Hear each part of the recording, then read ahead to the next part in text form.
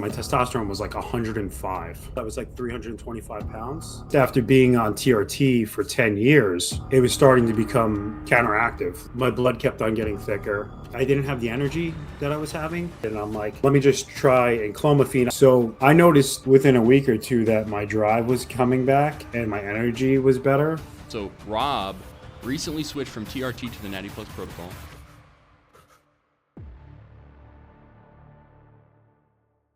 Yeah, let's jump into this. So Rob recently switched from TRT to the Natty Plus protocol. He's actually feeling better than he would, or when he was on TRT. So we're going to talk about why he switched. You know, what is his current protocol? How does it compare to mine? Has he been successful at avoiding side effects? Let's see.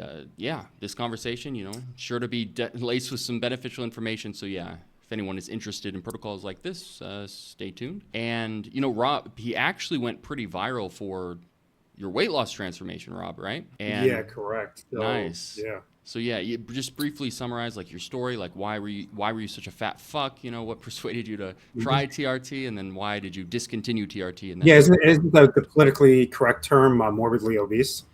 But I like fat fuck though. Yeah. You know? I mean, I'm using pronouns. Yeah, I think fat fuck is more like scientific, even if it's not that politically correct. I like that term. Yeah. Yeah, I like it too. And now when I see people that are like morbidly obese, I'm like, what a fat fuck. Yeah, exactly. Because if you go from there to there, then you can, it's justifiable.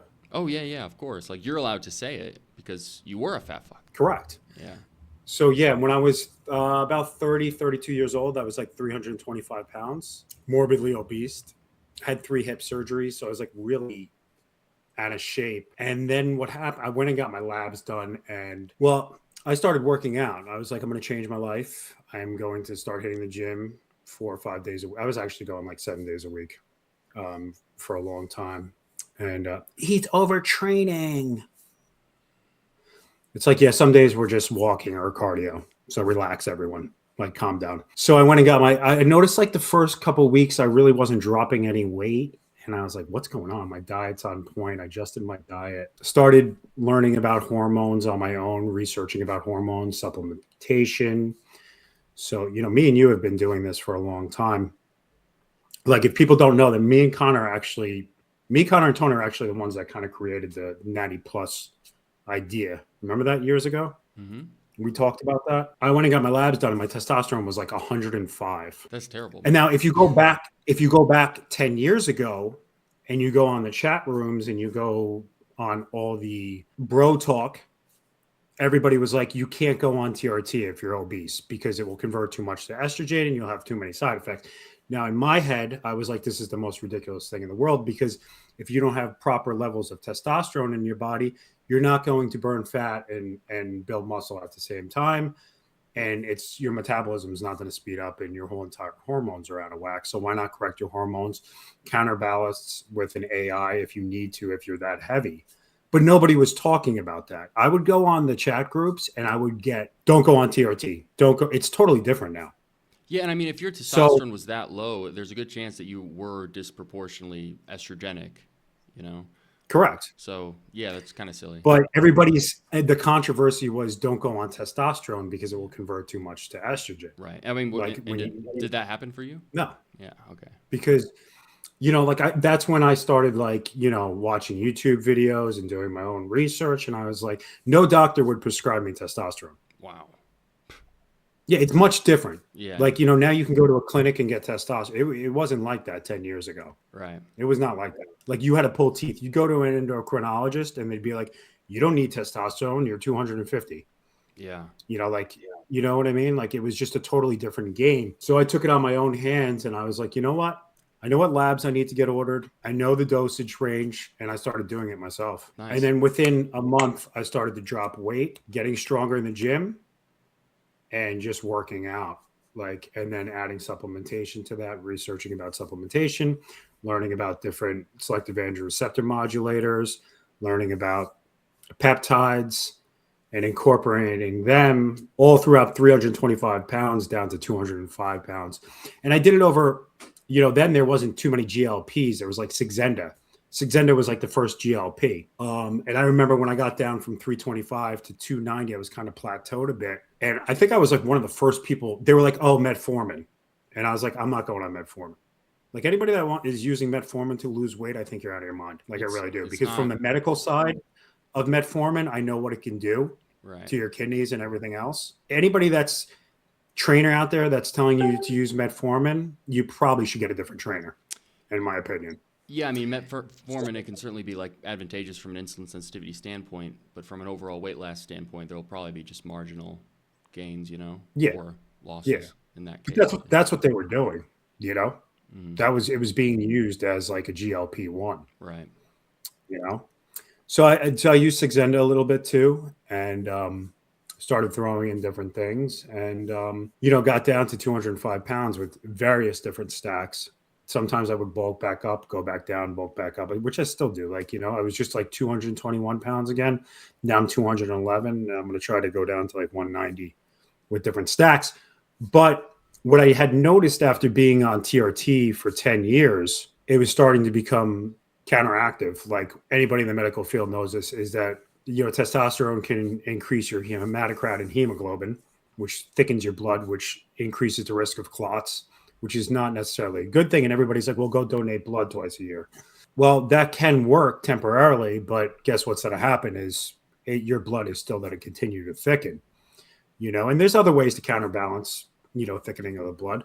But I noticed my libido wasn't as high. I noticed that my strength wasn't really significant. And I was up to like 250 milligrams a week, Wow. And how long were you taking TRT at this time? 10 years.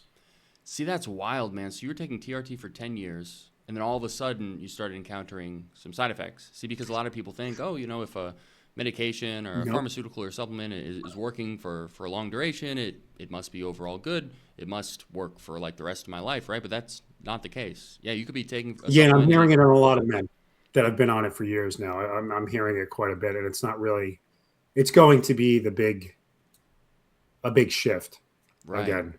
It's like anything, your body adjusts and your body can push back after a while. And my blood kept on getting thicker. My estrogen was always good. Cholesterol was, they would tell me like your cholesterol is of like a 22-year-old male, but I always knew how to counterbalance that. And all my other markers were good. It just, I noticed that I didn't have the energy that I was having. I was concerned about the thickening of my blood, and I'm like, let me just try enclomiphene. I knew Clomid from years ago, and I knew I had been on Clomid for fertility at one point while on TRT, when the reality is if you're on TRT, and I remember saying this to urologists 7-8 years ago, they're like, you can't have a kid if you're on TRT. And I said, you can if you use HCG and HMG. And they looked at me with two heads. Guess what every single urologist is doing now? Yeah. That's exactly what they're doing. Right. Yeah, of course. Yeah. So like I kind of was always like, I had 2 kids with HCG and on TRT. Well, I had tried Clomid in the past. I noticed a lot of estrogenic side effects. I noticed my mood behavior changing dramatically, because that was kind of like the alternative to TRT back then was Clomid. It was very popular. Or HCG. Yeah. Very popular bodybuilding supplement back in the day for, generating endogenous testosterone production, like enclomiphene does, but clomiphene also has the zooclomiphene isomer, which is quite estrogenic, because originally Clomid was actually a woman's fertility medication. And correct. Same with HCG. Yeah, and so they wanted that extra estrogenic activity that was supposed to aid in fertility. So, yeah, they were just taking a woman's fertility medication, but now we have an upgrade. We isolate the enclomiphene, and it just has testosterone boosting benefit. And I mean, like, as your testosterone goes up, it will convert to estrogen, but people are a little nuts with EAIs. You need estrogen to build muscle and to function your libido properly and your mental clarity. Absolutely, man. People demonize estrogen way too much. So estrogen beneficial for the hair, skin, and also I believe that it is protective against a lot of testosterone's negative effects, right? Especially like the cardiovascular effects. So estrogen can be good for the cardiovascular system, and you really got to be careful when crashing it, especially when you're on enclomiphene, because a lot of people think, on paper, right, enclomiphene raises your testosterone and also your estrogen. And usually it stays in proportion, but some people get freaked out about how high estrogen can get, but Yeah. they forget that enclomiphene actually blocks estrogen receptors in the brain. And Correct. so you can actually have low estrogenic activity on enclomiphene. And a lot of the symptoms of low estrogenic activity and high estrogenic activity are similar. So if you have low estrogenic activity in the brain, and then you add in an AI thinking that your side effects are predicated on high estrogenic activity, you could be worse off. So that's why I Yep. take like yeah. What do you take? I take the estrogen modulators like DIM and indole 3-carbinol. So these don't crush estrogen. They don't raise estrogen. They kind of modulate estrogen based on physiological needs. And so, especially with enclomiphene, I think that these are ideal. And I get them from Black Ox. So conveniently, Black Ox has those in them. And yeah, Black Ox is beneficial because it boosts testosterone and it allows me to take a lower dosage of enclomiphene and still receive the same testosterone level, right? So I can achieve the same level of testosterone at a lower dosage of enclomiphene with Black Ox. And plus That makes sense, adding Black Ox onto it. yeah, That makes perfect sense. yeah, because why not, right? I mean, Black Ox, very low chance of side effects. I've never heard of anyone having side effects No. on Black Ox. I mean, if anything, I don't know, you could get like gut pain or something. If it herbs in general, maybe they can. If your body doesn't agree with it. Yeah, exactly. But no, I other than that, no side effects. And so if you boost your testosterone a little bit with that, and then you can take a lower dosage of enclomiphene for the same testosterone. And of course, that mitigates the probability of developing side effects from the enclomiphene. And so, yeah, I really like that protocol. That's why I utilize it. Yeah, and then the beauty about enclomiphene is it's so versatile, right? Like so, enclomiphene's in a signal your pituitary gland signal your testes to produce more testosterone, right? That's exactly what it's doing. And then at the same time, you're not shutting down your own testosterone; you're just increasing it, just like a lot of these other peptides increase your GH or whatever it may be.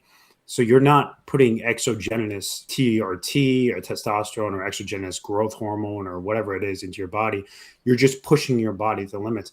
And it's so funny, like people talk about the Natty card. It's like, listen, like if you want to take 5,000 IU of vitamin D3, it's like, it's the same principle of telling your body to produce more testosterone. Oh. So the people out there that with your Natty card, you can shove it up your ass because it's irrelevant. Because eventually you're not going to be. And if you're taking any type of supplementation like creatine or whatever, you're not Natty. Yeah, it's hilarious because vitamin D, I mean, literally it is a steroid One of the best hormone. natural test boosters. Yeah, the best natural test booster, but then it is a steroid hormone, which has potential, at least marginally anabolic effects. It's not really a stretch to even call it like an anabolic steroid. Yes, people, of course, consider it natural, but then they think enclomiphene is not natural. And then the question is like, why? Like, what characteristics make enclomiphene not natural? You can't say it's because it's synthetic unless you deem creatine monohydrate to be unnatural, because creatine monohydrate, they don't like extract it from a cow. They synthesize it in a lab via chemical reaction, right? Sarcosine and cyanamide, yeah. And then you might say, oh, well, enclomiphene is so potent, well, at what dosage? You could take a high dosage of like natural testosterone boosting blends that contain all these herbs, and theoretically you could boost your testosterone higher than at least at a very low dosage of enclomiphene.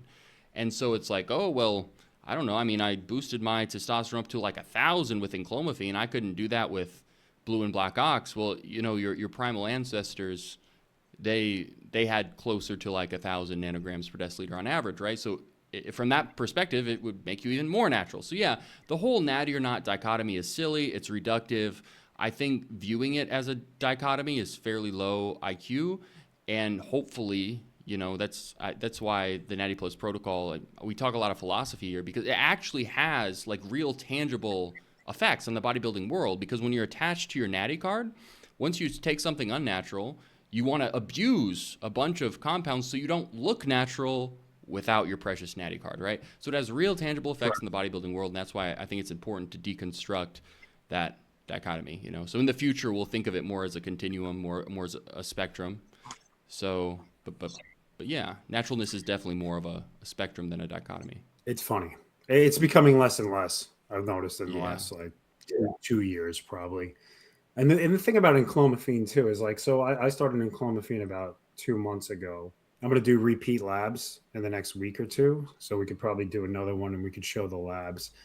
But what I noticed, I was skeptical at first. I was like, you know what, let me just try it because I'm not feeling good. Me being a nurse too, I'm concerned about the hemoglobin and the hematocrit. It wasn't dangerously high, but it was getting there, like, and that can cause some other issues. I noticed within a week or two that my drive was coming back and my energy was better. I was like, let me see, because I've probably tried everything under the sun, right, over the last 10 years.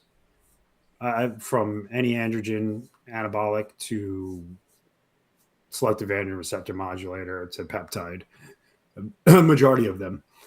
So I was like, what is going to work for the best for me that's going to signal the safest and the most effective way for me to do this cut and get into the most optimal shape I can. But enclomiphene is so versatile because here I can take AC262, which really isn't suppressive to begin with, but I can stack it with AC262. I could stack it with S23 if I want to increase my strength. I could stack it with Rad 140, and it's so versatile with all the selective androgen receptor modulators, and I don't have to worry about suppressing my own testosterone because that's what I was doing on TRT anyway. But now my body is producing it. And then you throw in some other good peptides like CJC 1295 DAC, or ipamorelin, semorelin, tesamorelin, and IGF-1, and you're hitting the different pathways of muscle building. And at the same time, you're not, in my opinion, you're not doing any damage to your body. Yeah, yeah. So I You're think, not. yeah, a lot of people don't realize this. The standard protocol is to, take a SARM, allow your endogenous testosterone to become suppressed, and then reboot it with a PCT. Right? I think that this is And that should be over. should be over. I think it's totally Yeah. unnecessary. And even if, you reboot your endogenous testosterone afterwards, suppressing your endogenous testosterone, that comes with like real side effects. It can affect your cholesterol. Correct. Of course, you can feel bad when you do that. Mhm. And so, as long as you keep the SARM dosage low, now it depends on the SARM. You have more leeway with something like AC262 because it's one of the Yeah. least suppressive SARMs. With S4 and Rad 140, you have to be a little more careful. There's Right. less room for error, so you have to take like a lower dose, generally for a shorter duration. But as long as you're monitoring your blood work, I mean, that is a feat that is entirely possible, is to negligibly suppress your endogenous testosterone while being on a SARM cycle, and that is pretty cool. So it's like a lot of people aren't talking about the fact that the standard protocol has been exactly what you said. If you're not on TRT, take the selective androgen receptor modulator and then do a PCT with enclomiphene afterwards, or all those other things are kind of being erased with enclomiphene. Or take top T or black ox, whatever, depending on how suppressive the selective androgen receptor modulator is. But why not just take enclomiphene during the whole entire thing? Yeah, yeah, And precisely. then stay on the enclomiphene when you get off, Yep. and maybe add top T or add black ox or whatever else to really boost it back up. And then you can slowly come off. Yeah. Like, people aren't thinking with that logic, but I mean, they will. Right. Yeah. And Yeah. you'll see it in another year or two, which it will be the biggest thing. Yeah, yeah, absolutely. I mean, I really prioritize like negligible observable side effects. I don't want any side effects like whatsoever, Yeah. including testosterone suppression. So I'm not willing to suppress my testosterone whatsoever. And so during all my experiments, I get my lab work done. I've gone up to 30 milligrams of AC262 for a month with no suppression. And here in this Yep. context, suppression can actually mean a couple different things. So it could mean you're below baseline testosterone, or you're below your baseline enclomiphene testosterone, or your baseline test boosting testosterone. Yeah. So my baseline testosterone with nothing is probably like 400 to 500, and then it's around maybe 700 or something, 700 with blue and black ox. And I actually took AC262 alongside just blue and black ox, and it negligibly suppressed my testosterone from my blue and black ox baseline. So I was still around like 650 or something like that, even with taking Which is AC262 for 30 milligrams for a month. So with enclomiphene, of course, the suppression would be even more negligible.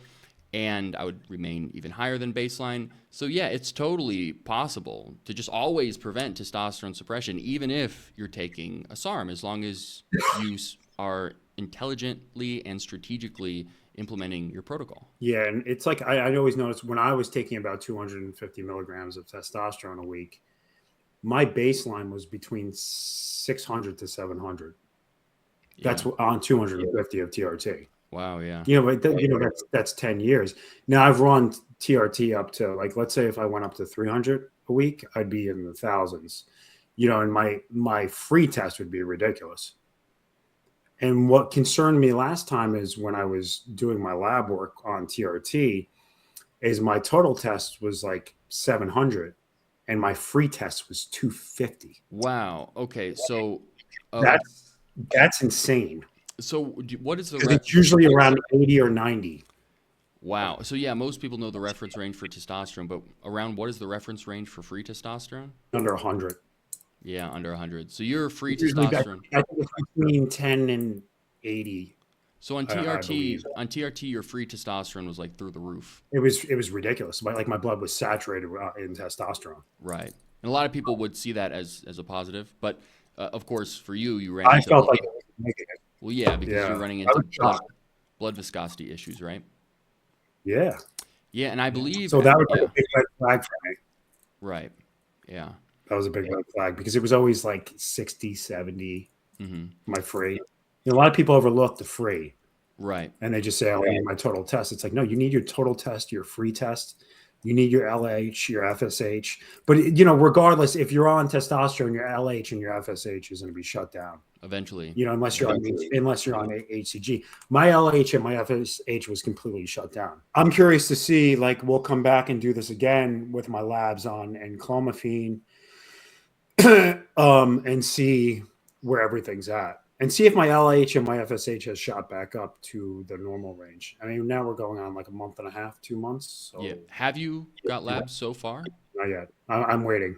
But you're feeling the benefits of the enclomiphene. Like you can feel your testosterone increasing. Yeah. My strength for being in a caloric deficit and being on ratatrutide. Like right now, my current stack is ratatrutide, enclomiphene, testosterone, CJC 1295 DAC. That's pretty much it. Vitamin D3, magnesium, zinc, lipomesyl, vitamin C, BPC 157, CQ10. The basic, what I like to call them as the basic essential male. Right. Multivitamins. Nice. Zinc, magnesium, lipomesyl, vitamin C, vitamin D3, K2. BPC 157. Pretty much the whole, and fish oil, of course. Nice. That's like my protocol right now. And the testosterone I've been on for about a month, and I noticed a huge difference when I was about 235 pounds. My abdomen was still huge, and when I went down to 205 pounds, I think I used testosterone for like about 4 months. Now this is 5 years ago. People weren't talking about testosterone 5 years ago. It was like now it's blowing up. Like people were talking about it, but it's not like it is now.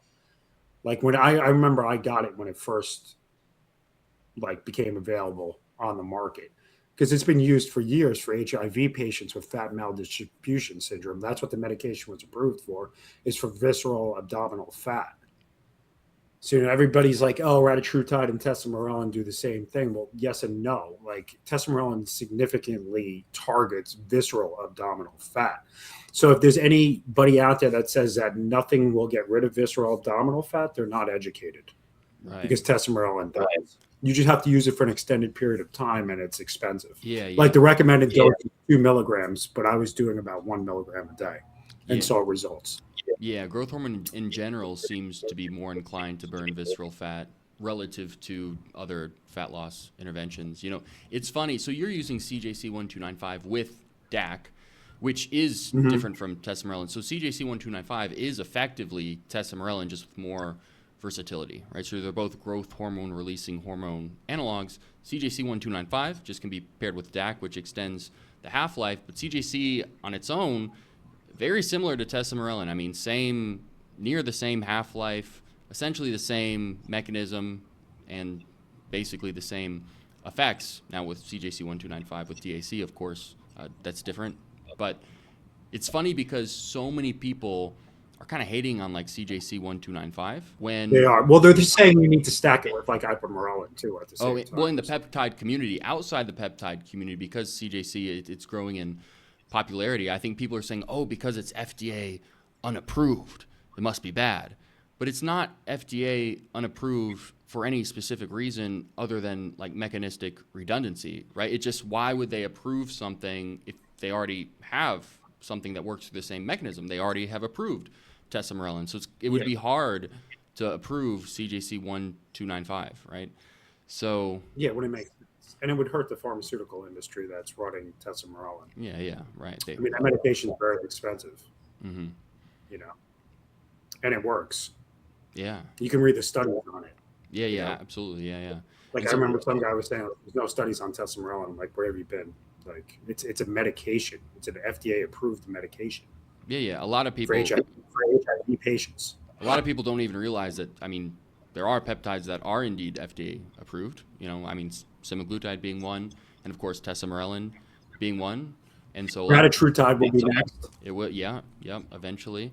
Tesofensine will probably pass phase 4. Interesting. I think it's in phase 3 right now, and that was originally created for an Alzheimer dementia Alzheimer, I believe, medication, and then they found that people were losing weight on it, and it was boosting serotonin levels at the same time. And I was one of the first people to use tesofensine. When I went from 235 to 205, I was on tesofensine, TRT, and tesamorelin. Wow. So the tesofensine suppressed my appetite. This was before GLPs were coming out. The tesamorelin produced more growth hormone and hit my visceral abdominal fat. And the TRT boosted my androgen, my anabolics. So, and I'm sure I used IGF too, here and there. Yeah. Wow. So yeah. And then also too, I would stack on 5-amino-1-MQ. I would stack on 5-amino-1-MQ or Carterin. And then, now you have things like, SLU-PP, which I haven't found too much a significant reason to continue to use. I like 5-amino-1-MQ. I've used BAM15. I haven't felt too crazy about BAM15. Yeah, I think you have to use it in high doses. But then again, like me and Tony are probably one of the most educated people on DNP, and they're comparing BAM15 to DNP, and it doesn't come close. Okay. Yeah, definitely got to be careful not to recommend DNP though. Yeah, nobody take. Yeah, I'm not recommending to use DNP. Stay far I've used it, and I've had great success on it, but you really need to know how to use it. Yeah, because you could really kill yourself. Yeah. Some not so advantageous things have happened when people promote DNP. So it's interesting. And I've known dudes that have run like 500 of DNP, and I'm like, you're fucking insane. The most amount of DNP I've ever been able to do in a day is 200, and I felt like I was in a sauna all day long. Oh, I bet. Wow. But yeah. And I've heard Tony like 700, and it's fucking insanity. Yeah.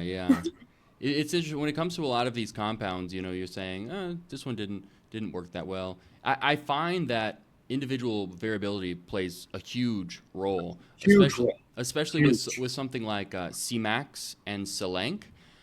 I've heard that people just have amazing results. It skyrockets their productivity. They feel super clear-headed, very salient subjective effect. For me, I tried Cmax and felt virtually nothing. Selenk, I mean, it may have been placebo, or there may have been like a very mild anxiolytic effect, but I just am not that sensitive to them. But some people are sensitive to them. So yeah, you got to be careful when like reading certain anecdotal reports. Yeah, it might give you some sort of like misguided representation of what these can do. So especially a lot of these like more obscure compounds, they may or may not produce a very salient effect depending on the individual. Yeah, I mean, like I have C-Lank and C-Max in my cabinet. I haven't used it yet, but I'm looking forward to. I haven't just gotten around to it, but I am looking forward to trying it. But then you have things like, is it 9-MBC or 9-MeBC? Yeah. That worked. That worked for me. Did you feel it That acutely? worked. Like you felt an acute effect when you took it? Yeah, like if I would run it for like a week, like every other day, I would notice it. Oh, But okay. then over an extended period of time, like the first day or two, I would notice a nice serotonin Or uptake on it. or dopamine primarily. Yeah, so it's Dopamine, right? yeah, Not serotonin. Dopamine. so 9MEBC, super intriguing compound. I actually noticed salient, like acute effects the first couple times I took it. I don't really anymore, but what's so compelling about this compound is so it increases dopamine, or it can increase dopamine acutely because it can act as a monoamine oxidase inhibitor, and those are probably the effects that I felt the first couple times I took it. But then it is also known to resensitize dopamine receptors, Mm-hmm. and yeah, so that's kind of crazy, right? Because normally, if something is increasing dopamine, it's like desensitizing overall dopaminergic tone in some way. But Correct. 9-MeBC seems to do the opposite. So we're under this impression that if something is hitting or increasing a certain neurotransmitter, it must be like downregulating or desensitizing some aspect of Like that Adderall system. or something like that. Right, exactly. But that may not be the case, especially as new technology evolves. It might be entirely possible to resensitize the system while increasing the neurotransmitter related to that system, which that's kind of mind blowing. Yeah, like microdosing ketamine. Mm, It's just which will, I believe, one day replace the SSRIs, which in are highly overused. ketamine has known to resensitize different pathways. I think particularly it can prevent or reduce opioid tolerance. I think it resensitizes the opioid pathway in some ways. I mean, particularly like you could still build a tolerance to the NMDA pathway, which Yeah, ketamine inhibits. But yeah, there are a lot of compounds that do resensitize different parts of your system. Psilocybin certainly seems to have some resensitizing effects. A lot of people notice they're more sensitive to nicotine after they take psilocybin. So yeah, there are definitely compounds that'll resensitize various aspects of your system. And I think in the future, yeah, we'll develop even more of those technologies, and it'll be really beneficial. Yeah, yeah, it's gonna be incredible. yeah, yeah. Yeah. Wow, man. Wow. So yeah, I mean, have you noticed any side effects from your version of the Natty Plus protocol so far, or it's been going really well? No, no, I probably feel better than I have, and I went through a lot of shit in 2 years, and I probably feel like I'm like 30 years old again. Wow, that's awesome. That's incredible. It's The only interesting. thing I wish I was a little bit higher was my libido, but Mm. I think PT 141. You throw that on there sometimes, and it would be very effective. Oh yeah, of You course know, you could do that. Or yeah, but I think it's also at my stage of where I'm at in my life too. It's not my main focus or my priority. yeah, You know, yeah. been there, done that. If you add in, so you're yeah, you're not taking blue and black ox alongside your enclomiphene. No, but I think I'm going to now that we talked about it. Yeah, yeah. I think that'll help your libido issues as well, specifically black ox. And yeah, wow. So no side effects. It's really interesting because one of the reasons I'm so passionate about the Natty Plus protocol is because it can be used as a healthy alternative. Yeah, it's a safer and more effective way about going with things It's with it's optimal results. yeah. It certainly has a better risk to reward ratio. Obviously, steroids, they have a higher potential for like anabolism, of course, but I think that people should try the Natty Plus protocol first before they try steroids. Maybe they will be content, and maybe that will mitigate drug abuse. And so that's why I'm passionate about it.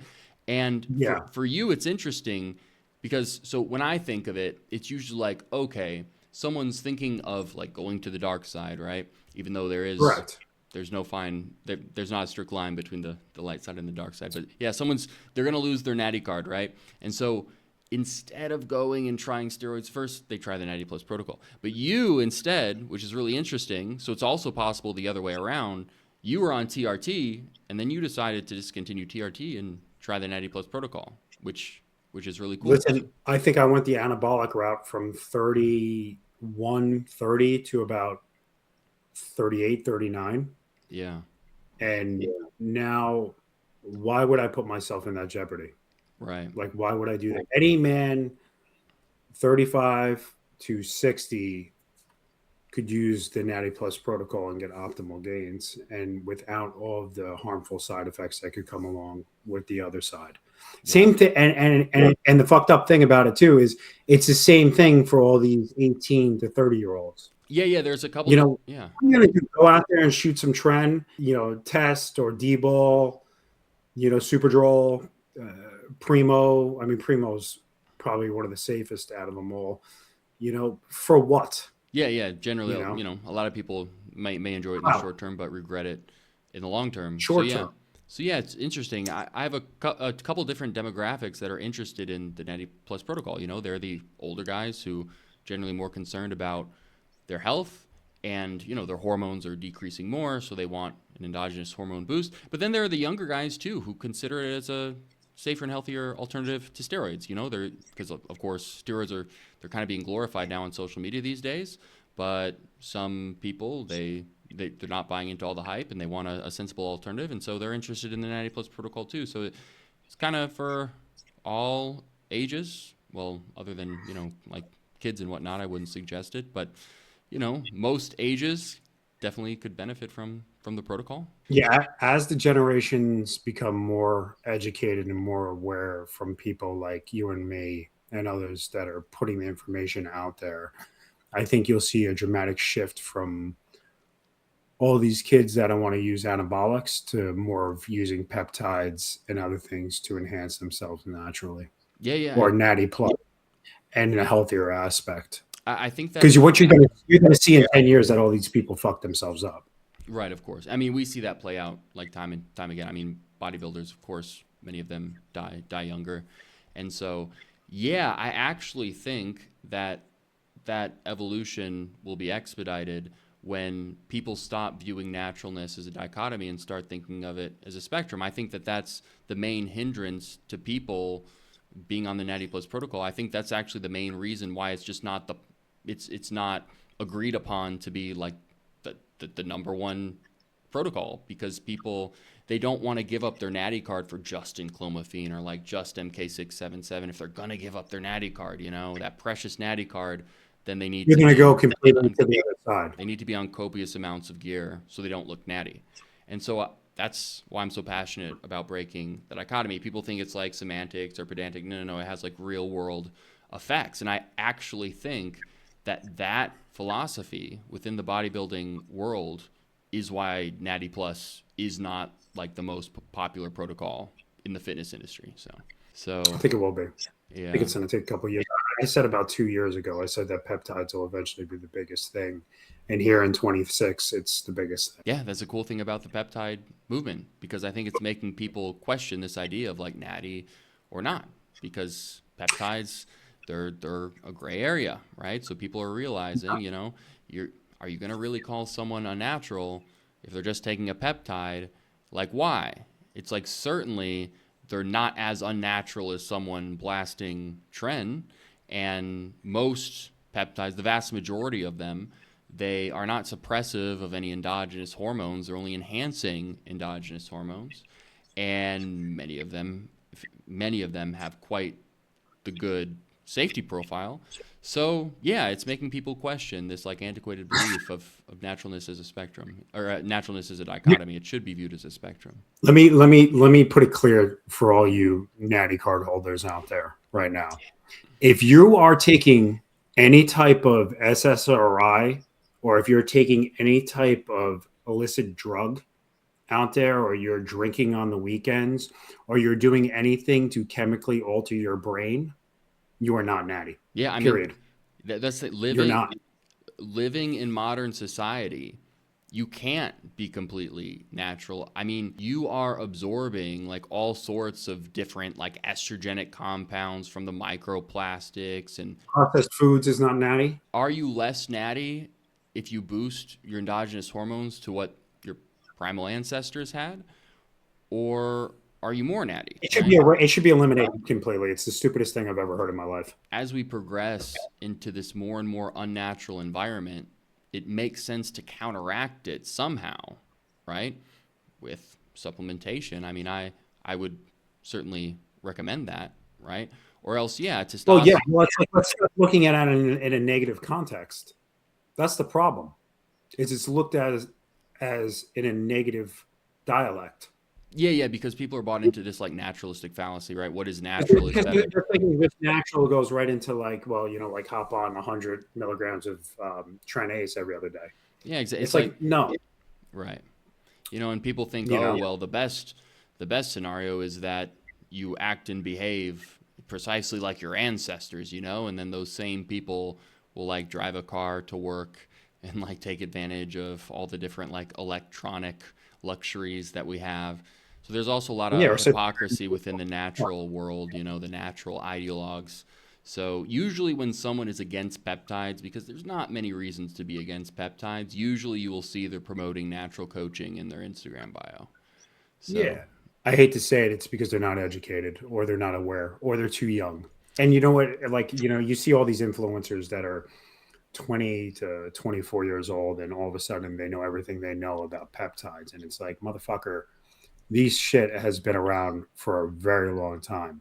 yeah, And just because they're popular in 26 does not give you the right to go out there and start educating people on it because you really don't know anything about it. yeah, I think that would actually be the charitable take. I think some of these natural influencers, they understand the benefits of peptides, but they want to make money off their natural coaching. Like if people are taking peptides, they're kind of taking their transformation into their own hands. They're less likely to like get this coaching. If you say that, like diet and exercise and natural interventions or everything, instead of spending money on supplements, people are going to spend money on coaching. You know, and like we know this too, is like diet, exercise, routine, discipline is the number one factor in everything, and it's just like, why not, like we always want an edge in life, right? So why not give yourself a little bit of an edge, Yeah, you know? yeah. There's also this negative connotation around shortcuts, but then the same people who criticize shortcuts, they take their car to work instead of walking, right? I don't think it's a shortcut because at the end of the day, if your diet and your training isn't on point, you're not losing or gaining regardless. Yeah, well, a lot You're of not. a lot of people they just don't even change their work ethic or discipline, depending on whether they take a peptide or not. That unless they're taking actually unless what's funny is there are actually peptides that do enhance motivation. I see this. I just did a Yeah. Natty Plus short about this because I've seen a couple posts where they'll say there's no peptide for consistency. And I'm like, well, what exactly is consistency? I mean, first, consistency, it's predicated on like motivation first, which of course is predicated on dopamine. And then that motivation kind of becomes solidified neurologically through like neuroplasticity. And so, really, anything that increases like dopaminergic tone or neuroplasticity can be very helpful for consistency. And there are actually many peptides that do that. I mean, we talked about Semax and Selenk. Those can be mildly Yeah. dopaminergic and increase neuroplasticity as well. They do increase speed and F. And then, you have like dihexa, which is like potentially the most neuroplasticity increasing supplement What did we you have. think of dihexa? Because I wasn't too crazy about it, to be honest with I'm you. I'm very cautious with it because it just seems like extremely potent and experimental. So yeah, that wasn't necessarily like an endorsement of dihexa, but it seems to be quite powerful at enhancing neuroplasticity. It's Wasn't dihexa originally created for Alzheimer's? I believe we have to look into this, but I I can't believe be it is. positive, but most likely, Yeah. Yeah. yeah. And so it seems to be just extremely powerful. And then, if we go beyond the peptide space, of course, 9-MEBC can be extremely beneficial for motivation I and think it's great because, consistency. like, some days if I wake up and I'm in like a cloud, Yeah, like your brain is just not optimally functioning. right. Like I'll pop one of them and I'll notice a significant difference. Yeah. So people they're creating this weird dichotomy where they think, oh, it's either like unnatural enhancement or like just naturally increase your psychology through, your motivation, your drive, like naturally I through look your at that mindset. self-improvement. It's like Self-improvement. you can do both. I mean, you could why not attack all your shortcomings from as many angles as possible? And the question shouldn't be whether something is unnatural or not. It should be, is this specific compound going to positively or negatively enhance my overall well-being? If you're optimizing yourself in a healthy, safe manner, then who would not want to do that? Yeah, just people bought into the naturalistic fallacy. Yeah, yeah. Like, It's an please. ideology. That's why I'm saying it's more like a religion, right? People aren't thinking logically. It's more of an emotional decision. It's predicated like on a label, right? So this is an emotional decision. It's not a logical one. And so, yeah, anyone who's bought into this naturalistic fallacy, just they think something is better purely on the virtue that it's natural, right? Well, they're mistaking naturalness for a virtue. It's not a virtue. It's not inherently better. And so, yeah, it's like a more of a religious mindset. It's an emotional argument, not a logical one. Well, I mean, remember when all the soccer moms came out about how bad creatine was for you? Yeah, It still has a trickling effect. yeah, right. It still has a trickling effect because I get most of my DMs are from 18-year-old kids that have no idea what the hell they're doing. Right, And yeah. 90% I don't reply to. Yeah, that's the thing. And they'll be like, is creatine really effective? Or I'll have other dads message me and be like, hey, I want to get my son on creatine. Like, is it bad for him? And it all stems from the soccer moms that were against creatine. Yeah, so people really need to like observe the trajectory here. People used to demonize creatine. Now it's almost like ubiquitously like espoused as one of if not the best natural supplements. And the same thing's going to happen with a lot of the peptides, And like, like he's going to RFK is going to approve like 10 Yeah, of them. that's what I was going to say, or like 14 And, next week. and by the time he's out, like he's on, he rescheduled testosterone. Like I remember taking creatine in the 90s in high school, going to the gym, and you'd have to, the only place you could get it really is GNC, and it came in a liquid form. Yeah. And everybody was taking it, and the strength was through the friggin' roof once you started taking it. It was a liquid creatine and an eyedropper, and you would just drop it. Yeah. It was expensive as hell. Now they're talking about dosing creatine to 20 grams a day. Like it's, Yeah, which yeah. I think is a bit extreme, but As technology advances, there are only going to be more and more compounds that have a higher and higher risk to reward ratio, and they're only going to become more normalized. And so those who are like hindered by this naturalistic fallacy, they're going to be at a serious disadvantage. I mean, to me, this just kind of seems like the obvious natural, like human evolution, is to start taking more and more of these compounds and kind of merge with like maybe eventually a machine. I don't know the future, but yeah, I mean, we're supposed to become like think about less this one natural too. over time. Yeah, I mean, like, so the first anti-aging drug is now in phase 1. Really? Oh, what is that? Because I would. It's that one guy, you see him a lot. He has his own laboratory. It just got approved to go into phase 1 trial. I think so. And he found that it reversed aging to 70% of the organs in the mice and reversed blinding. Just one So compound? correct. So it's right now going into human trial, and they believe it's going to work. It's going to reverse blindness, and it's going to reverse aging up to 70%. You don't think if that gets approved, everybody's going to take that? Right. Yeah. Yeah. People are maybe that. And it's probably going to get approved as long as it works in humans. Wow. And they have enough data already saying that it will probably work in humans. Wow. I don't know, man. It depends on if it's marketed. The first anti-aging drug that is in phase 1 clinical trials. Yeah, it depends on if it's marketed as natural or not, because man, I don't know. These naturalistic guys bought into the naturalistic fallacy. I mean, it's like the religion. So it's like it doesn't even matter how good a compound is. They just won't take it. I mean, luckily, obviously my audience is not bought into that. That's why they're subscribed to this channel. But that's interesting. Yeah, I mean, out there, I think that there are actually a lot of longevity drugs. There are a lot of drugs that can benefit longevity, especially under certain circumstances. I mean, of course, if you're obese, I would consider like retatrutide a longevity drug. And, if you have suboptimal insulin sensitivity, even something like Slim pills would be a longevity. 100%. I used Slim pills the whole entire time when I was losing 120 pounds. The whole entire time. See, I take them instead of metformin. Metformin actually slows gastric emptying or slows my digestive process by too much. It gives me acid reflux. Yeah. So kills your kidney. So Slim pills they're much more powerful than people think. I mean, they're like wildly powerful. So in terms, I can't say it, but I think it's a great alternative. Yeah. To if you can fill in the blank for me.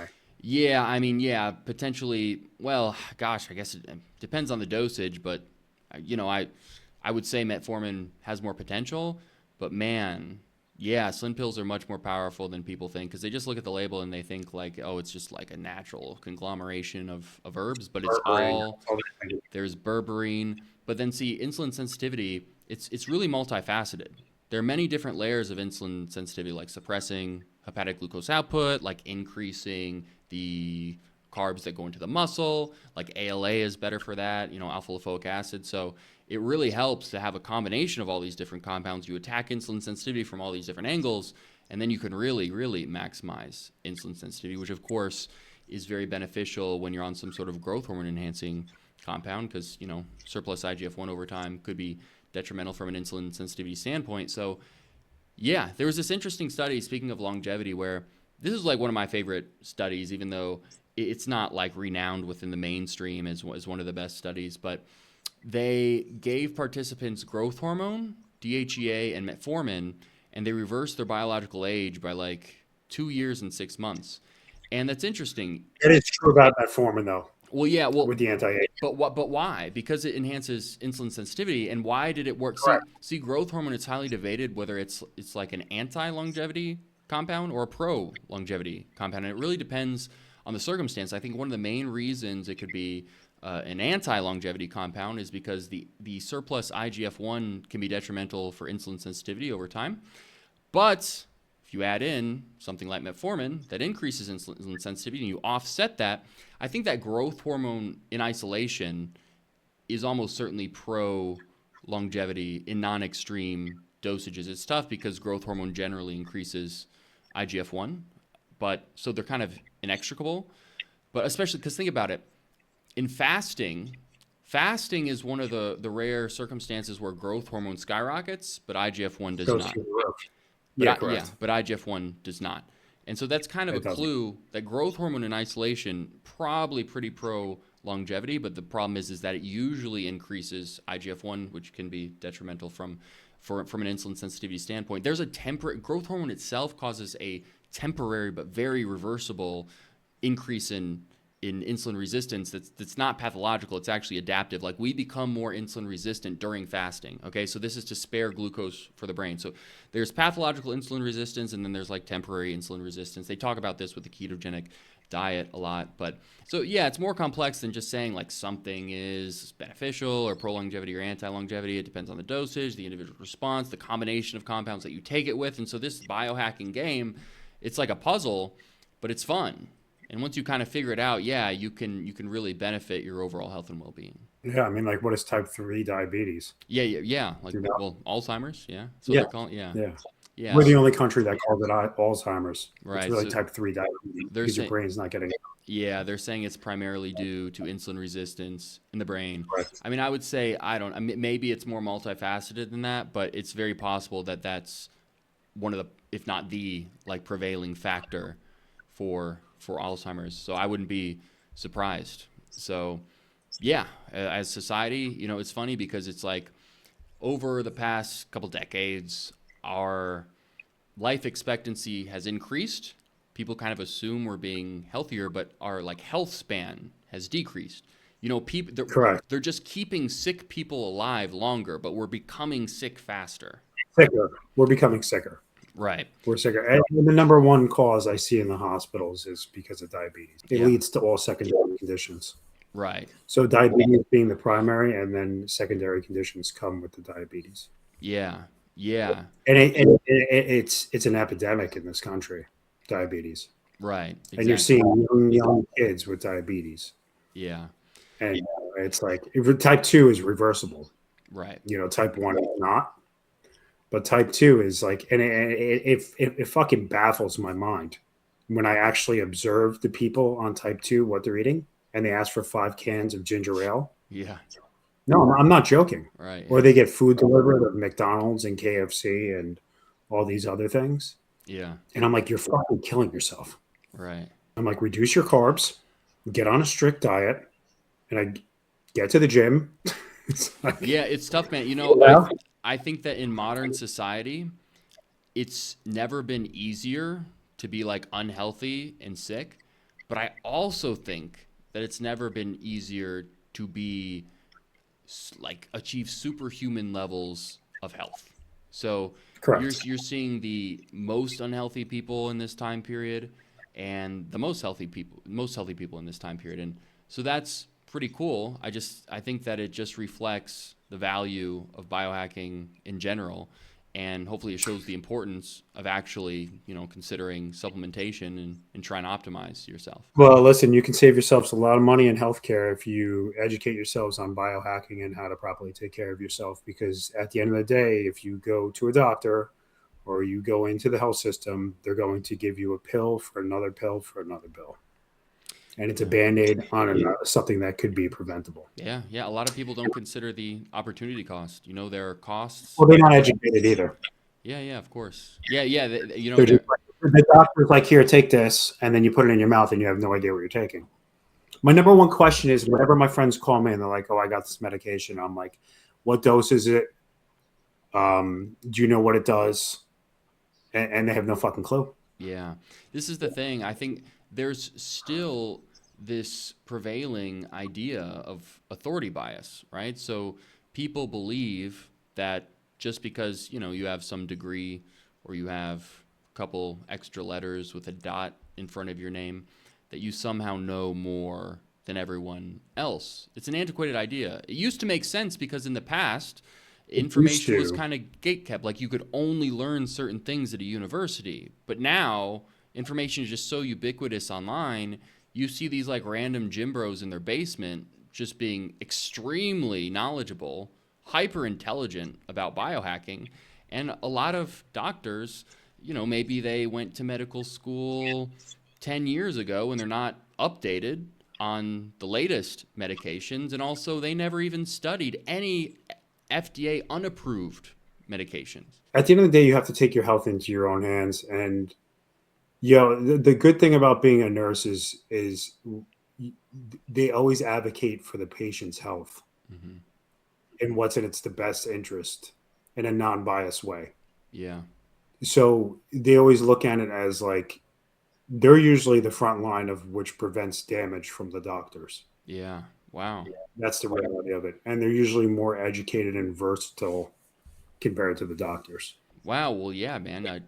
Keep helping. And you got to remember that if you are a patient, that you have the priority to take your health in your own hands and advocate for yourself. Yeah. Well, I mean, all the information is accessible. So that's what I advocate for. I mean, I don't think that people should trust anyone. I mean, take the ideas that we're giving you with a grain of salt, but go research all this stuff yourself because all the information is available. So it's all there now.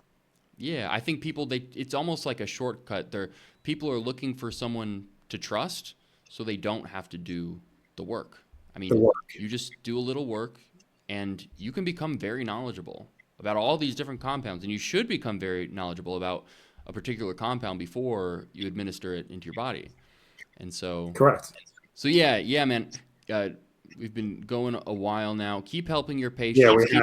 Keep it up with the Natty Plus protocol, man. Keep me updated on how it's going, and maybe we'll do another one of these calls. But yeah, I don't want to stress out everyone's attention span too much. We've been going for definitely an not. hour or so. We'll have to do another day rant about Retta because I've noticed some significant health markers being improved with that. Oh, nice, awesome, man. Cool. Yeah, as it should. Yeah, awesome. Especially glucose. Yeah, of course. It can enhance insulin sensitivity as well. It's another insulin sensitivity enhancer. So, hell yeah, man. Yeah. All right. Hope you guys enjoyed the video. Comment below what you think. And maybe you can comment some interesting timestamps for those who don't have time to watch the whole thing. And I'll see you in the next video. Peace. Peace.